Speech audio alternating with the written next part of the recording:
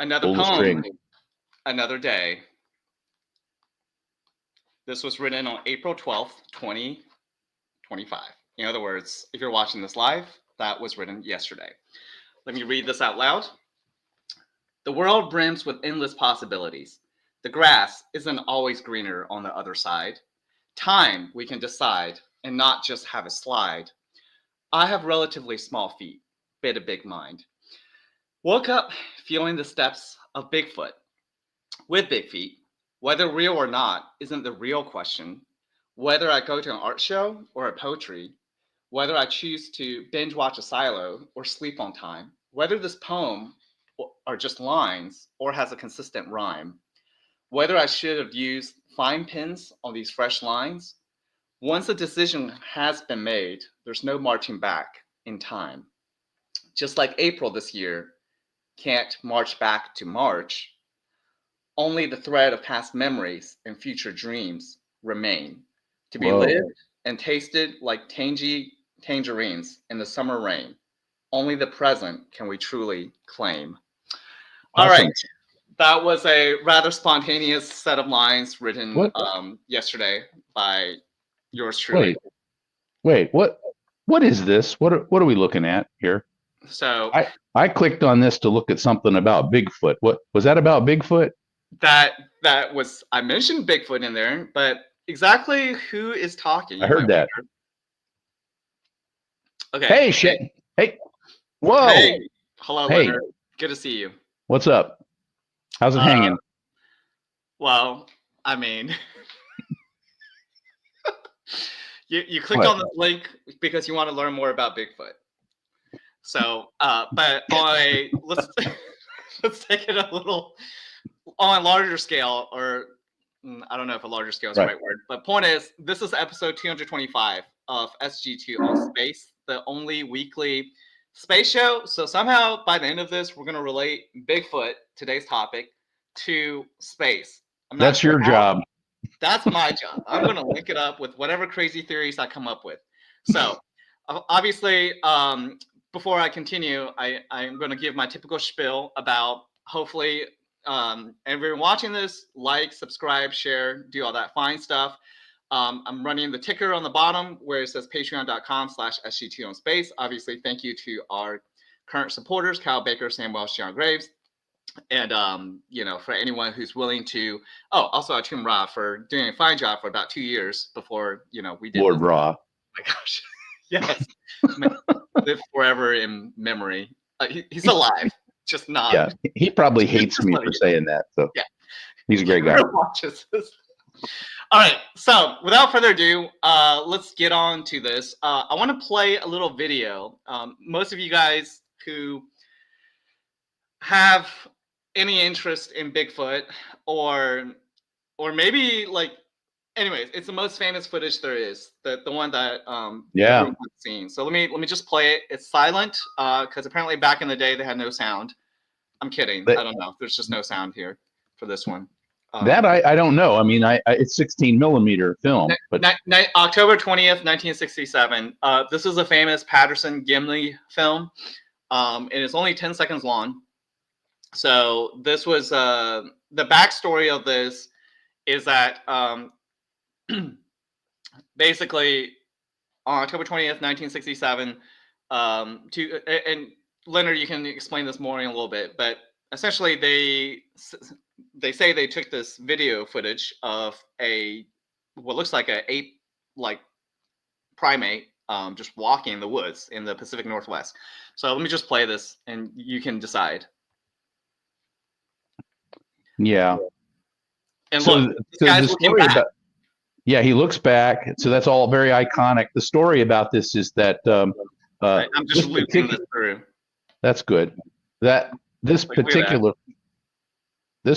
film has been stabilized, and it's only the last 10 seconds of the film.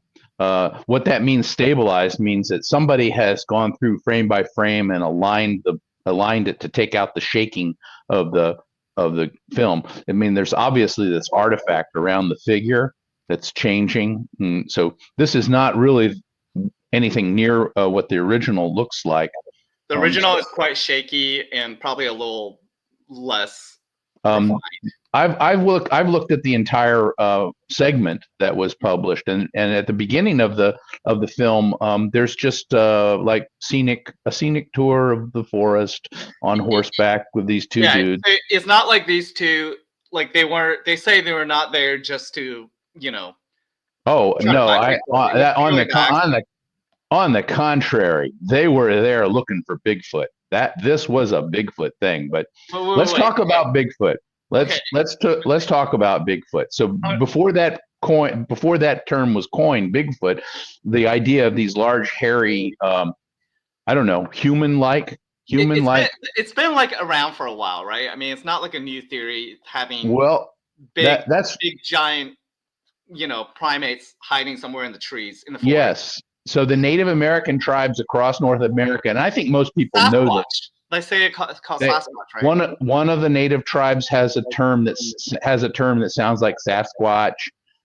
There's a tribe called the Salish in the Northwest, and Hopi, Hurok, and Choctaw Indians. There's this ape-like hairy ape man that appears in their legends and mythology and lore, and so sometimes he's like expressed as a forest spirit, and it's probably very much archetypal type of legends, and so people knew about this, and so the similarities between the traditional stories from the Native Americans and modern Bigfoot are, you know, suggestive. But the modern Bigfoot phenomenon, even the word Bigfoot, starts didn't start in these myths. In other words, this prehistoric people who lived in North America didn't call him Bigfoot. It started with footprints, a series of footprints allegedly found by a bulldozer operator in the year 1958. His name was Jerry Crew, and he's said to have found a trail of massive human-like tracks at a logging site near this place called Bluff Creek, California. Now I've gone on Google Maps and looked through there. Okay. So sorry, relating to the famous Patterson-Gimlin film. Yeah. Those two guys, Roger Patterson and his partner Robert or Bob Gimlin, they literally went there on purpose to. Yes. We're gonna talk about Roger Patterson in particular. And so I want to say at this outset, I think that the idea that there is an undiscovered cryptozoological population of 6 to 8 foot size hominids. They're gigantic, right? They get bigger every time somebody talks about them, I presume. Okay. I want to say, look, I have a completely open mind about this, but you've heard me say my mind, it's not so open that my brains have fallen out. Okay. This is impossible, or virtually impossible. Why do you say that, Leonard? We discover new species all the time. Not in Northern California with all the logging trails that are going back and forth. So and it's not true. We don't discover 8 foot tall hair covered hominids all the time. Okay, this is very singular, and so people are going to get mad at me because they want to believe. They want to believe these things, but wanting to believe is a fallacy. You know, it's like almost like a fallacy. You know, oh, it must exist because it makes me feel so good to think about it. Right? We can talk about why this is like almost unbelievable later, but let's first jump back into the history of what led to the Patterson-Gimlin film. Right. So well, anyway, this guy Jerry Crew, he ran a bulldozer in this area because they were it's a logging area. It's a place where they do logging. I think it's well recovered now. If you can go on Google Maps. Everybody can do that, and you can go and find I think you can even search for the Patterson-Gimlin film site. Right, and it's marked on Google Maps. So, but the term Bigfoot, So anyway, these footprints were found by the bulldozer operator, and he brought his friends around, and they all looked at it. So they made casts of it and made contact with the local newspaper in the Pacific area, in that Northern California area. And then I think AP or Reuters, one of the national news services picked it up, and then it became, the term Bigfoot was born as a headline, and it turned out it started to be a legend that grew and grew and grew. So that was the origin of the term Bigfoot. Now in 1967, now the Bigfoot, that was a 1958 encounter, and then there was various people who claimed to have seen it and talked about it.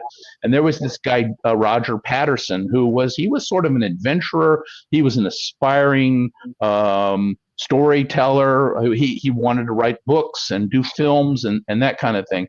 Mm-hmm. You'll see all kinds of people saying, well, he was just a cowboy. Okay, well, he wasn't. He was deliberately trying to develop this. He was deliberately trying to find evidence of Bigfoot.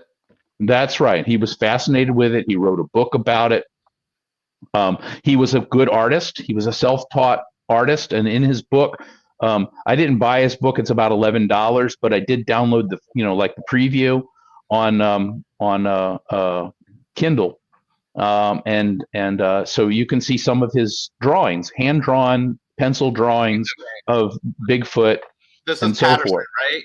Patterson, right? Patterson, Bigfoot drawings. Okay, so continue. I don't. Ooh, wow. I don't. Okay, yeah. Sorry. Continue. And Bob Gimlin was kind of like a cowboy that he came across. I think they said in 1962, and so Gimlin didn't seem to be really a promoter exactly. He was more like a curious character, and he's as far as I know, he's still alive. There's a YouTube interview of him taken in 2018, 2019, and he's all there. I mean, there's no cognitive decline as far as I can tell, and he seems to be credible and calm, credible, and I don't want to accuse him of anything.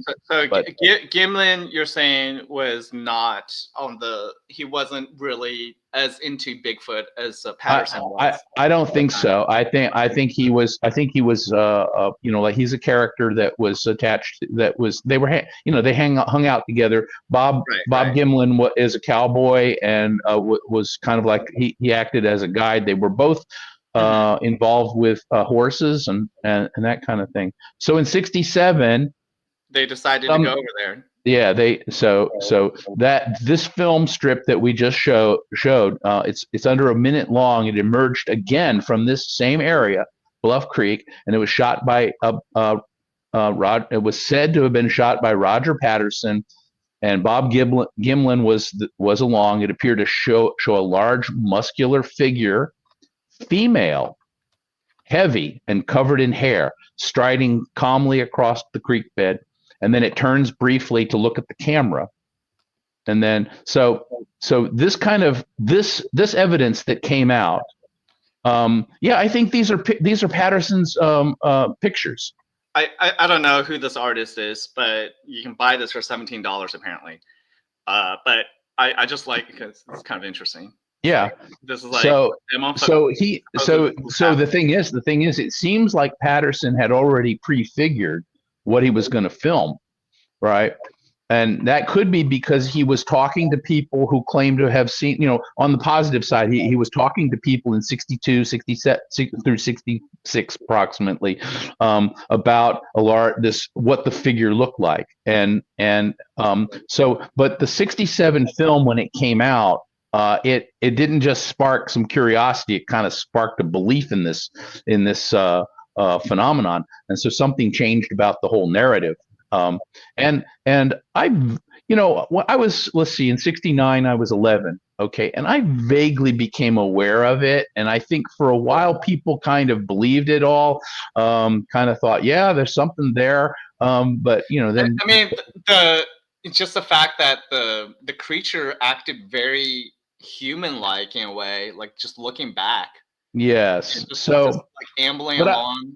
Right. So that's the thing about this particular film, because but otherwise, without this film, Hmm. the for a creature that's said to roam the forests of North America for centuries or thousands and thousands of years, the physical evidence associated with this creature, Bigfoot, is really pretty thin. So the most common forms of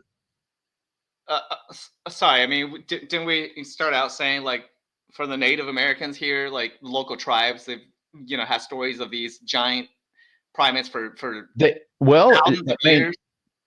Yeah. yeah, but the physical evidence and the idea of a sprite in the forest is an archetype. That's the kind of thing people Oh, in prehistoric you mean like back in the day, like some couple hundred years ago or whatever, people would say there's these creatures that live in the forest, whatever, and those stories have been passed on for thousands of. Hence, these days we consider them like fairy tales and such, right? Like if you well, look at we may even be biologically configured to bring up these stories, okay, much like the Jungian archetype that we sometimes talk about. But never mind that. I mean, okay, okay. Let's I'm continue. just Sorry. the That you most said that common. evidence is sparse. That's the point. Like people can talk about these stories, but the evidence you mean like if you actually have like for instance, aside from like the scarcity of sightings in a way, it's like what do they actually leave behind? Like That's right. I said the most common form of physical evidence are just footprints. Okay, so maybe there's like dozens, maybe there's hundreds of casts have been made. They're large human-like prints found in the mud, sand, snow, and some of them are said to have some ridges on it, like the fingerprint, except it's toe print. Because your toes have fingerprints. They have toe prints. footprints, yeah. And then like the bending of the foot and the architect, the physiology of a footprint. And people say they have unusual stride lengths, but uh, in my lifetime, I've never really been very impressed with casts of footprints. It's just like, okay, so first of all, anybody can leave footprints, but they say, Yeah, well, there's footprint. Okay, so the um human footprints, I think you said something has like our fingerprints are unique, right? So our footprints are also what unique in that sense. But like no.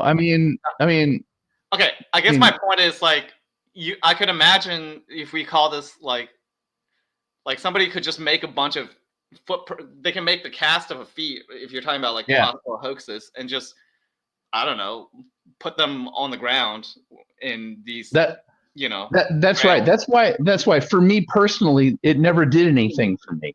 I mean, it's Can like, you okay, explain this film though? well, that's the thing. So there's plenty of photos and videos, but they're always all uh, mostly through trees, and you'll see some dark shape there, and people say, "Look, it's Bigfoot," and they're often taken at a distance, and they're always just out of reach, almost like the Bigfoot. I mean, almost like the UFO phenomenon. It's like Bigfoot is cloaked with a blurry filter, and but this Uh, Patterson film, that one's pretty clear. That was not it's blurry. to me, it stands out. Okay, and it's clearer than most. It's kind of strange and it's more persistent from all the rest, and it really does stand out. It remains the most famous and probably most controversial piece of Bigfoot evidence ever captured.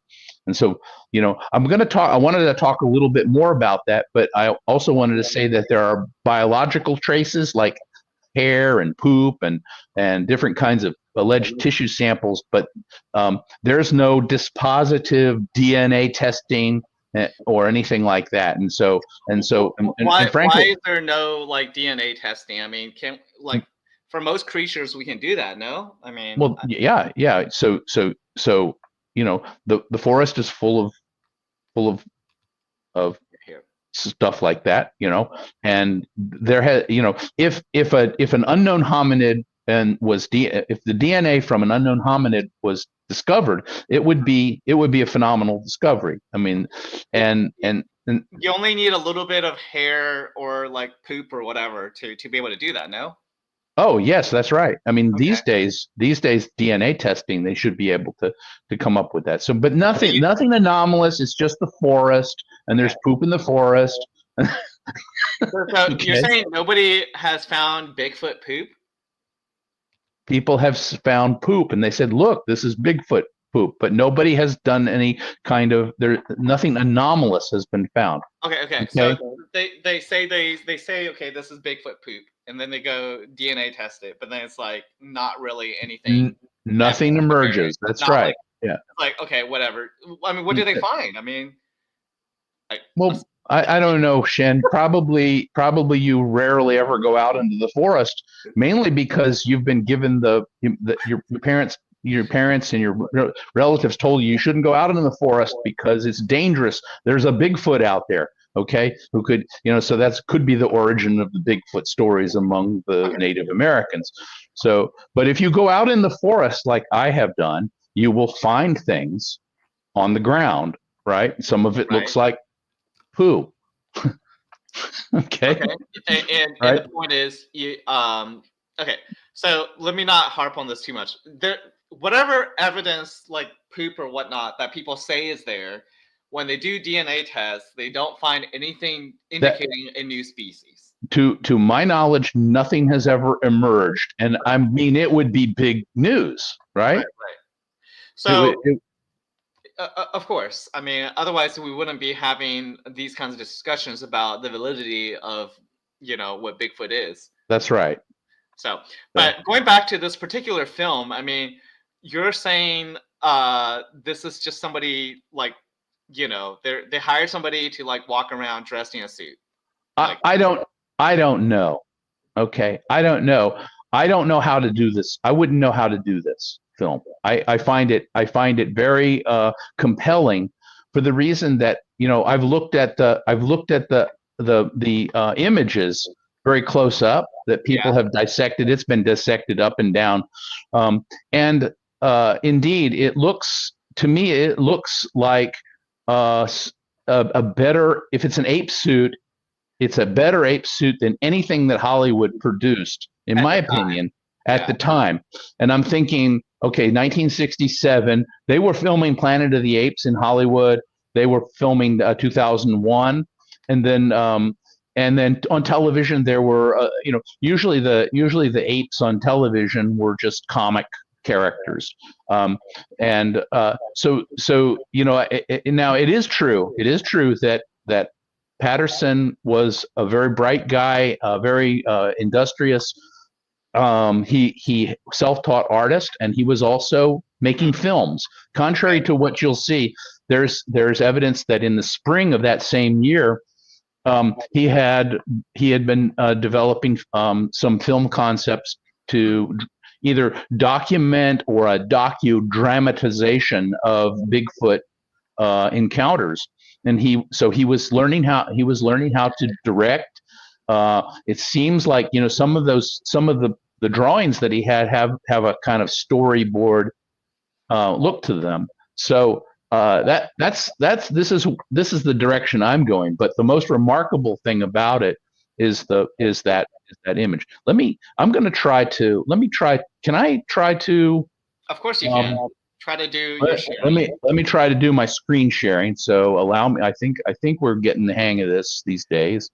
So I'm going to We certainly hope go so. This is present, episode 225. We should have video. and I'm going to go share the screen, and I'm just going to show an image. I'm gonna stop my sharing. Let me remove that. Here it is. Share. Okay. Okay. Boom. Look at that guy. How Right. can you say that's a fake? So what people have said about this is like, oh my God, it's a big that's a big guy or Yeah. and some people have noticed that there's something that looks like breasts. So What? it's a yeah. Oh, okay, yeah. So hence Okay. why this is like a female. Yeah, okay. Yeah. She's got boobs. Okay. And then the thigh looks very muscular, the internal. So I don't know how I can introduce this. So I actually Oh, wait, did hired, you just put you made this? I hired a model to pose like Bigfoot in that image. Oh my gosh. Yeah, cost $1,000, I right? think you just used AI and made that, which I'm gonna unless you What? I don't think that's hilarious. I can't believe you made that. Hey, you say you haven't put much effort into this, but you put some effort. I mean, Yeah. So, so all right. this, So I asked. No, actually, so you can ask an AI client to produce, and so you just ask. I'd like to have like a female figure, athletic. Like an athletic, and and so it rendered this image, and I'm assured that this is not a real person, that this is as remarkably realistic as it looks. This is not a okay. Which one's not a real person? The left one, right? The woman. The left one is not a real person, but I asked the chat client, the AI client, to produce an image posed roughly the way that iconic picture from Bigfoot was presented. And I said, I thought to me, so because people have talked about the length of the arms being disproportionate, right? That the arms of the Bigfoot image are too long and so forth. And this is a athletic, more stronger image of a female. Now it could be a dude, right? Just with dude wearing a I guess dressed up like, I guess we would say dressed up in drag. Okay, but you're saying, like, look at the point is it does seem indicative with the breast that it's a female species. Well, that's what was said, and that's sort of unusual. Now Patterson's Roger Patterson, his previous book that has images, he's hand-drawn images from years before, is also of a female specimen. So it may be the same specimen that the people he was interviewing said could have been the same person. But so the image on the left is supposedly a correctly proportioned human person, and so I noticed that Bigfoot, our Bigfoot character on the right, doesn't seem to be proportioned that way. It doesn't seem to have notice that when you say proportion, you mean like the body shape doesn't seem to fit that of a. That's right. The shape of the body, and that really bothers me a lot. That thigh is massive. Okay. That thigh is inhuman. It doesn't seem to be human, and I agree. It seems like the arms are kind of long. So I'm going to go ahead and reveal my theory about how this was made. You're going to present another model that you hired to be in the woods? No, it's not another model. So this is what you sent me earlier. I was so confused. I was like, why are you sending me a stretched image? Well, I mean, I think the image on the right is just, I used PowerPoint to just stretch the sideways dimension, right? And she doesn't really look quite human anymore. She doesn't have the human proportions, but seems to, in my subjective opinion, the length of her arms are lengthened, and she seems to have that same, more. I can see like like the what you were saying about the thighs, right? About how the thighs and shape. When you stretch it out like this, it seems to match much better, much closer. It seems to match better. The image on the left, of the woman on the left, seems to be normally proportioned, right? Mm-hmm. And on the right, it seems to match it's just an impression that I got. And so people are wondering, so what am I trying to say about the film? Okay, so what I'm saying is, what I learned about the film was that it doesn't exist anymore. The film that came from the camera is gone, and it was gone before 1972. Okay, wait. So this famous film that's still around on YouTube or other places. Yes. Somehow you're saying these are all duplicates of the original, and the original. These are yeah. Many of them are duplicates of duplicates of duplicates, right? The film that came out of the camera, the 16 millimeter film, I think it's a Kodachrome process. It is not amateur film. Okay, a lot of people will say it was an amateur camera. 16 millimeter is the kind of film that was used for professional documentation. It was the film that was used for news coverage. Amateur film was 8 millimeter. Okay, so back in the day, 16 millimeters, which was what the original film was shot with, like you're saying, that was actually done on a professional level. It was professional level type film, and it was the film that Roger Patterson had familiarity with. So this is part of my theory about what he did. Was he used a convex lens to stretch out that film and make it look, make it. That's the biggest objection, is that the proportions of this thing in the middle here doesn't seem human. And one way you could accomplish that would be to stretch the film horizontally, and it could be done optically, not electronically the way I did it. The way I stretched her was I just dragged the. I mean, back in the day, they didn't exactly have PowerPoint to be able to do that. No, they didn't have. That would maybe that was just right on the bleeding edge of technology, the ability to do that. But it would be rather trivial to just add a convex lens that would stretch the image. Okay. So they had the technology to do that back then, and so what you're saying is the Patterson possibly hired somebody to walk around doing this, but in order to make it look like, oh, it's not just a human in an ape suit or primate suit, purposely put a convex lens on his camera to ensure that it looks oddly distorted. That's a theory. Okay. It looks distorted. So I was able to put together, so the thing is, I'm a little out of order here from what I wanted to talk about. It's fine. It's just a conversation, right? So the idea is this film, it kind of gave this legend a body, a face, a walk. So the legend turned into an image, and so Bigfoot story stopped being a campfire lore and became something of a cultural artifact.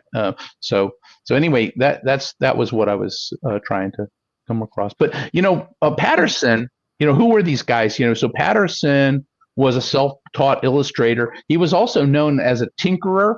He didn't have film training, but he was obsessed with Bigfoot, and he was using this 16 millimeter film. He wrote that self-published book in 1966, and the pages are filled with drawings of a large, upright, hair-covered creature, female, with the boobs, right? So the drawings, so in hindsight, they look similar to what would appear in the film.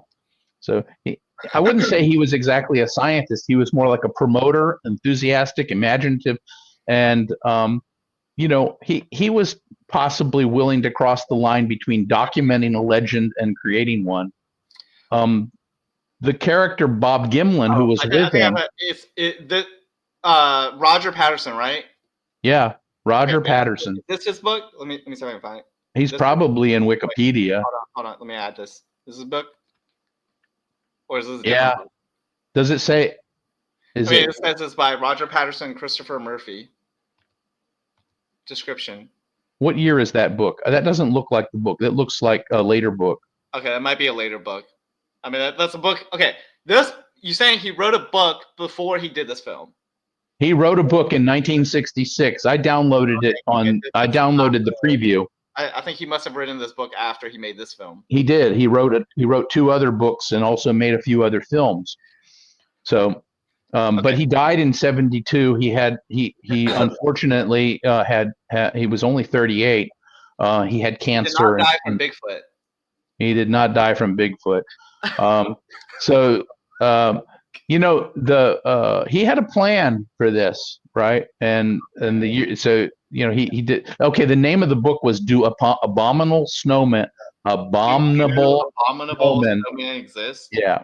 So, and it was filled with his own illustrations, which I think is really cool.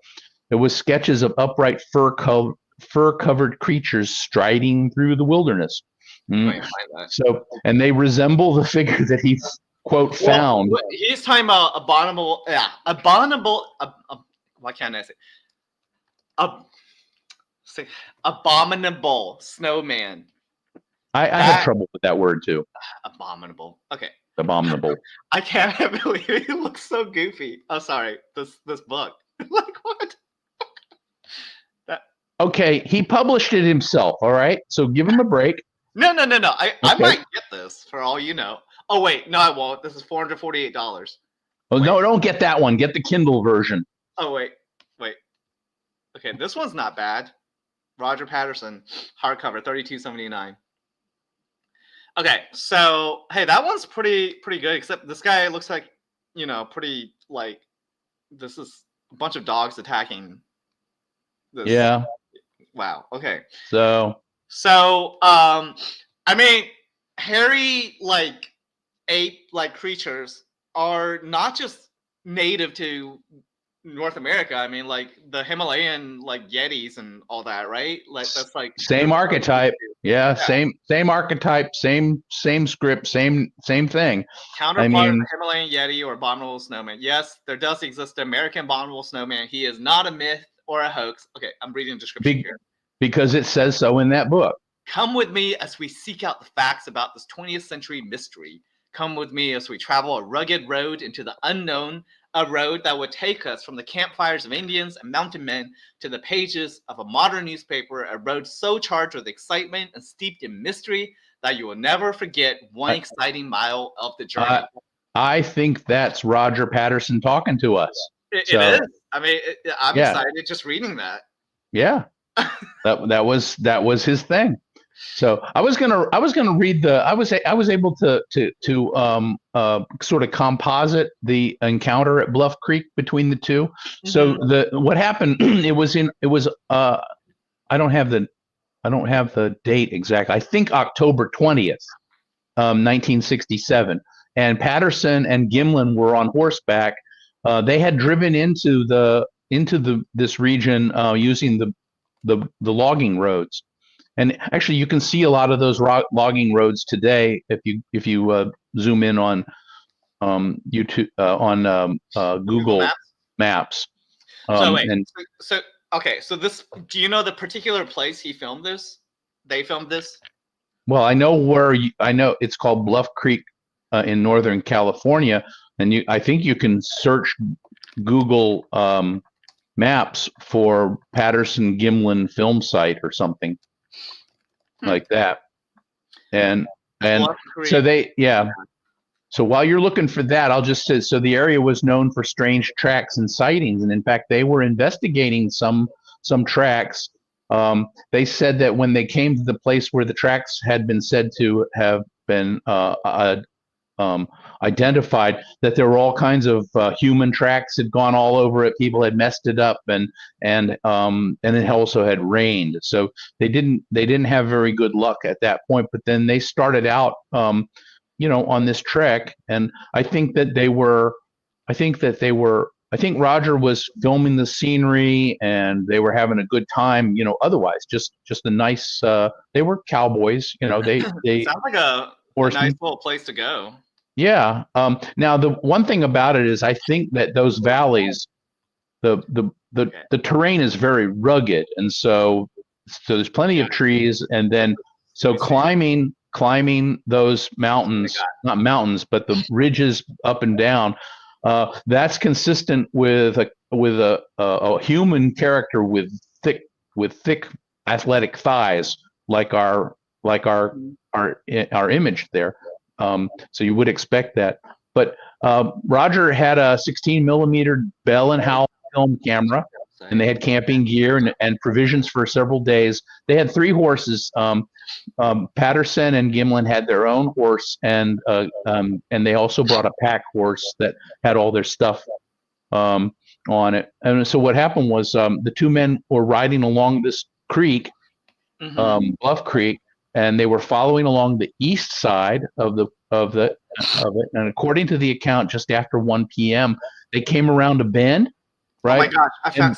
I found it on Google. You can you can search for a Patterson-Gimlin film site, and it will direct you there. I know. I just said that. So it's I'm a little behind.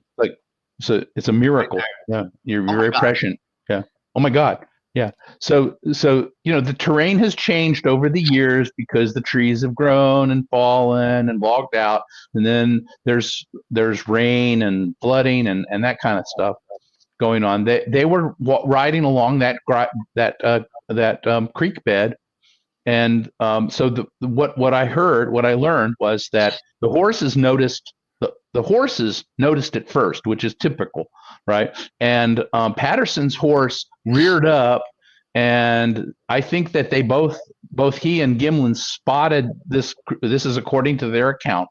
They spotted this creature on the other side of the creek standing up. It must have been drinking water, maybe. And Gimlin was able to keep control of his horse, but Patterson's horse reared up, and he dismounted kind of simultaneously to being thrown. Okay, so the horse threw him off, but he was able to land on his feet, and then he got back into control of the horse and got his camera out while he was walking. And so what Gimlin said was that he was trying to put his eye to the camera, right? And while the creature started moving off. And so the beginning of the film, which we didn't see, is really very shaky. You can hardly see anything. You just see a dark spot. And what Gimlin said was that Patterson fell down to his elbows. When he started to run forward, he tripped and fell.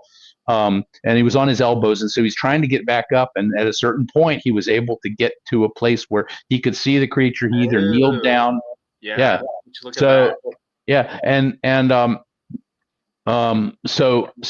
it's very significant that they also said they smelled the animal. The creature had a rank odor, so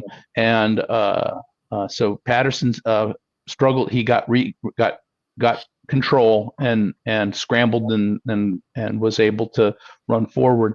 So that's when the film really begins, the shaky, unsteady part, and it's chaotic. And so as Patterson found the creature in his viewfinder, and then you see that film that we saw, which had been stabilized, and people had did their round. That's a big problem, is that people keep looking at it, right? They keep recopying it, and then they pick the copy that they like, right? And then they copy it again, and they pick it. So there's a certain kind of unnatural selection in these copies of copies of copies that causes you to see more and more subjective details, I assert, or I suggest. But but the neat thing is that the figure turns and just for a moment looks directly at the camera. And Gimlin, in his account in YouTube, which you can find for yourself, he says that he was off to the right. He said he had his rifle. A lot of people have talked about this, and what he said was he had no intention of shooting it, but he wanted protection in case it turned on them, right? That was, and I believe that sounds reasonable. They also thought that there might have been 2 others because wait. There's 2 other like Bigfoot that was there. Okay. Yes. So the footprints that they had tried to investigate several days before were said to show 3 individuals, three different, quote, Bigfoot, unquote, right? And so they were on alert. They were startled to find it, or they said they were startled. But it had a female form and with the visible breasts that we can see in the film there. And it turns back and continues walking and then disappears into the trees. They said they continued to to stay behind. They continued to follow it for some time, and they think that it just went up into the hills there and watched them. So, but the thing about he said Gimlin said that it didn't ever show any aggression toward them. It didn't seem like it from it just seemed to be minding their own business. Like he never. Some people have said that he raised his rifle or something, and that he said he's misquoted on that. He did not have any intention of shooting it. And so after the creature vanished, Patterson and Gimlin followed the trail for a short time.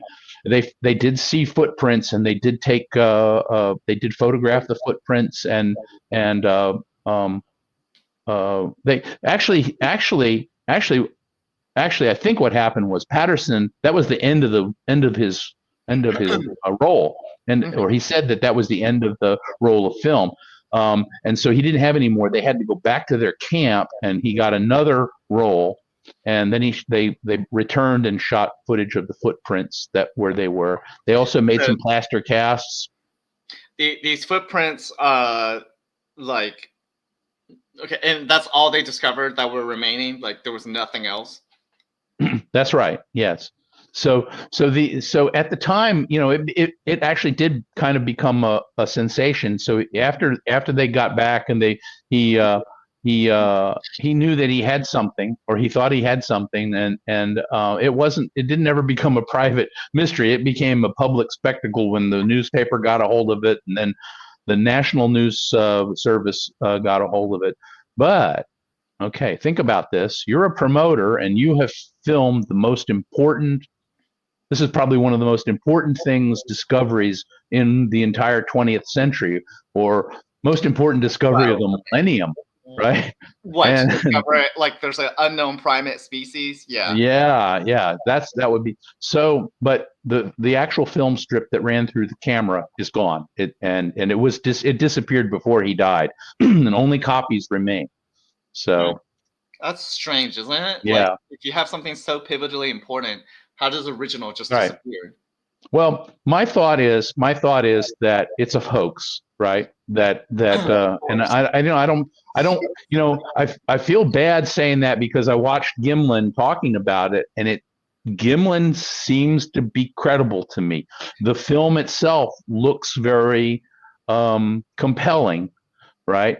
I think that I've looked at that film, and then I've tried to compare it to like some clips from that Planet of the Apes film, and that's the best that Hollywood could do. And they had the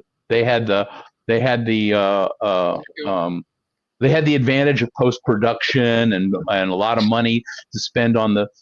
And so when you look at the Planet of the Apes film, it just looks like McDowell, in an ape suit, or Dr. Zay. It does not look nearly as believable as what it doesn't. It doesn't look believable. The boobs are provocative or interesting, because that just seems strange to me. It looks human. Real apes don't have boobs like that. Okay, so real apes don't have. Wait, did you just say real apes don't have boobs? Real apes don't have boobs that look like humans. Okay, right. All right.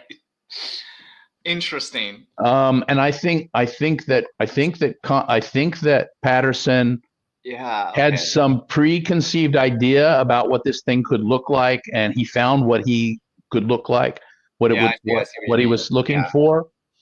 He was a filmmaker. He knew how he was learning, or he had accomplished some direction of films. He was doing Bigfoot documentaries. He was trying to he did a dramatization of a 1924 encounter that I never really saw that film. I couldn't find that film, but he did that.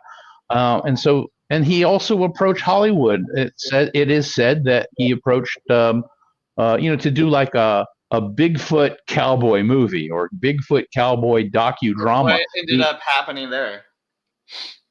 Well, the literature says that he he approached Roy Rogers. I don't know if you know who Roy Rogers was. He was a singer and entertainer and cowboy country singer. And it's not said that I don't think that there's any evidence that Roy Rogers ever responded to him, but he was trying to make contact with Roy Rogers, okay. people in Hollywood. So, and then I think he got sick, and only a few years later he passed away. So right, and to know his sickness has nothing to do with Bigfoot. It's just. Well, I mean, I know that there's people with motivated reasoning. Okay, right. So do you know what? So motivated reasoning is the tendency to process information in a way that aligns your pre-existing desires and beliefs. So you'll accept evidence that supports what you want to believe. So one of the ways that you could rationalize this was, see, the government wants to cover up the fact that I get it. The government wants to cover it up, and hence, because he was making too much of a ruckus about this Bigfoot, which they had to shut him up by killing him. Right. They made it look like it's a disease. He died from sickness, when really it was a kind of a murder by the government. That's what they're saying, right? Right. So if you didn't have the imagination to think that it was just simply he was out to make a name for himself and promote, then you would invent that belief. And if it didn't occur to you before, it has now, because I just explained that. What is my friend Joe asked, what's the plural of Bigfoot? Big feet. I don't know. That's a really good question. It's not big feet. It's the plural of big. Yeah, it's big feets. There's a whole bunch of big feets. Yes, we need to get a taxonomical classification. If you believe in that's a funny question. Bigfoot, you can't possibly just have one Bigfoot. There must be a whole bunch of not a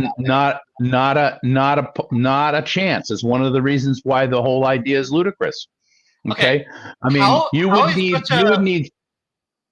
How does such a population even live out there? Like how? And not have that much presence.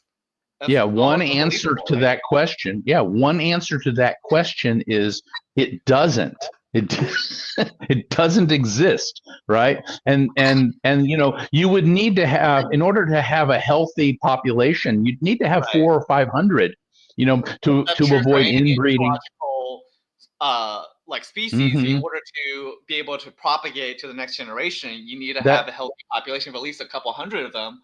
Right. And if you imagine if you have a couple hundred of these big, hairy, ape-like creatures out there, why are the sightings so rare? And why is there barely any evidence except for some footprints?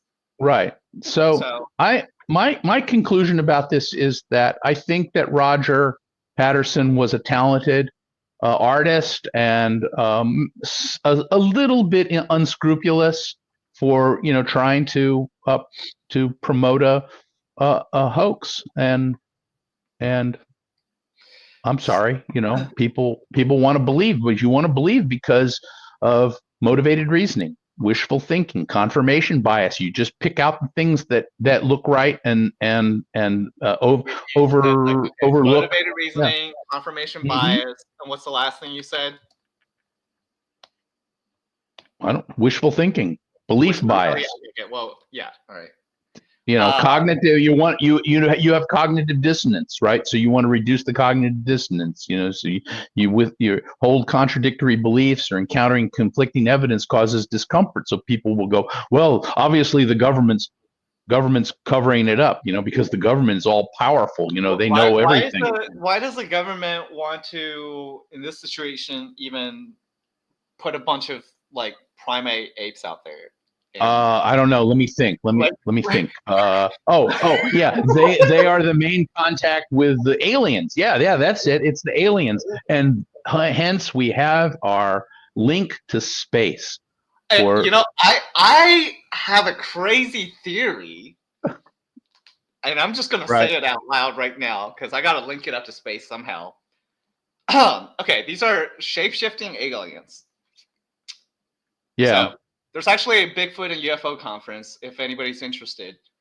I need to find out where it's at. I would be interested, but I don't know if Did I if tell it's you? local, I'll go to it. What? So point is, so the theory. Okay, I'm probably just spouting out things, but I'm gonna say it.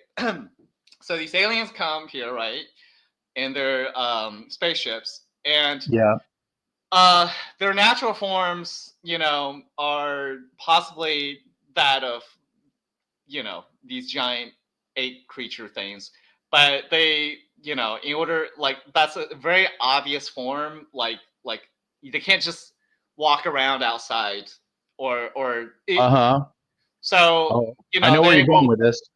Yeah, so in order to not appear like, okay, if they're like in the woods or something, and say they have a secret alien base out there or somewhere, like their spaceship is hidden in the woods, right?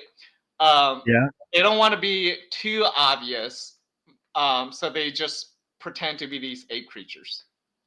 I think that's right, and that the one that Roger Patterson and Gimlin saw, their technology malfunctioned, and so they saw the alien's true form. Exactly, that's definitely. Or the other theory I had is probably motivated by a lot of like these weird books because like other stuff about cryptozoology in terms of these creatures that are, well, like, do they actually exist, or do they not, or is it just hoaxes? I'm thinking like, well, what if there's like these weird portals to other worlds, and then these creatures do exist in these other worlds, and they just somehow appear here momentarily, but then they disappear. So that's why you don't really find evidence for them, because this is not their home world. They're just visitors here. So that's all. And how's this related to space? Well, Well, yeah. I mean, obviously, I just mentioned the aliens part. I mean, come on. So, it's all related. But okay. Anyway, I'm sorry. I think people. I shared my screen again. So I just wanted to read. Wait a minute. I needed to go. Okay, stop sharing. Wait. I was going to add it. Oh. Okay. Present, share screen, and here it is. So this is my theory. Okay, this is very provocative. Those thick thighs are awesome. The long arms, right? The face just doesn't. Yeah, the face just doesn't do anything for me. It just looks like a hairy face, hairy boobs. I don't know if that's a reasonable kind of thing or not. You're just pointing out what you see here, so yeah. And then here's the AI generated image of the normal proportion. Model posing in the forest. Right. So and she is supposed to be normal, a normally proportioned human, and we could put a male figure there also, but I don't think that it would change anything. And then I stretched her. So I stretched her only about 10%, right? And so you can see the arms look longer, right? Well, at least this arm looks longer. And so that was one of the main things that people were talking about. And so that's what I think. I think there's still a mystery about how this hairy suit was manufactured. I mean, like I said, we just got to go with a shape-shifting alien theory. Yeah, there is a dude that claims, or I don't know if he's still alive or not. He claims that he was the Confederate hiding in the forest, and I don't remember what his name was, but he was an acquaintance. Okay. And he claims to have confessed to the. Is that guy still alive? I want to track him down. I don't know. I'm trying. I can't remember his name. I wasn't that interested because he didn't seem to be very convincing.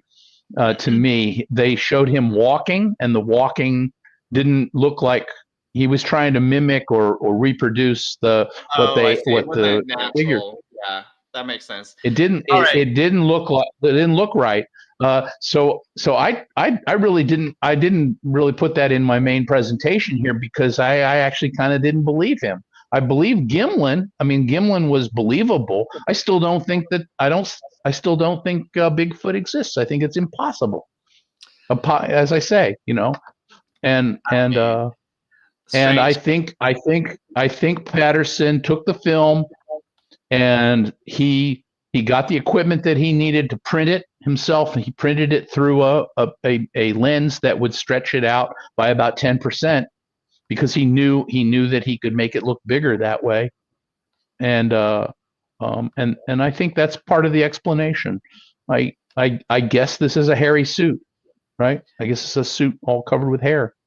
But anyway. Yeah. Let me just see here. Remove, add. There. That was the. I'm not going to show this whole footage. We're running to the hour mark here, but you can see, like, you go on Wikipedia, the whole film thing is here. Oh yeah. Mm-hmm. So they were just taking trees and whatnot. And there we go. And then this is a part. This is the original film. It was all shaky and blurry and all. Mm-hmm. Like, I want to emphasize it's not the original film. It is a print. No, it's not the original. It's the original's lost. It's a reproduction, but a longer, like less cleaned up version of the reproduction. Yeah. So yeah, you can see that. So anyway, if this is the best that the Bigfoot people can come up with, and it's in all of this time, this is all they have. This is all the film that we have, and this is the best over 65 years.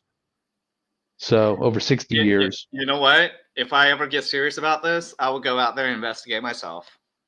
You can join all the other people who've gone out there also. So anyway. All right. With all that said, that's my story. I'm going to say thanks for stopping by. Thanks for stopping by. We've covered enough weirdness today. There's going to be no weird segment.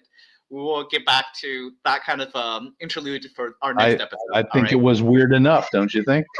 It was. All right. Thanks, everybody, for watching this. This has been SG2 Space, the only weekly space show where we talk about, apparently, other strange things as well. So you can like, subscribe, do all that fun stuff, share, youtube.com/Eshinga. And, of course, tune in next time, as always. Excellent. Yeah. All right. Bye-bye. Leave your comments if you have any. Comments. Bye.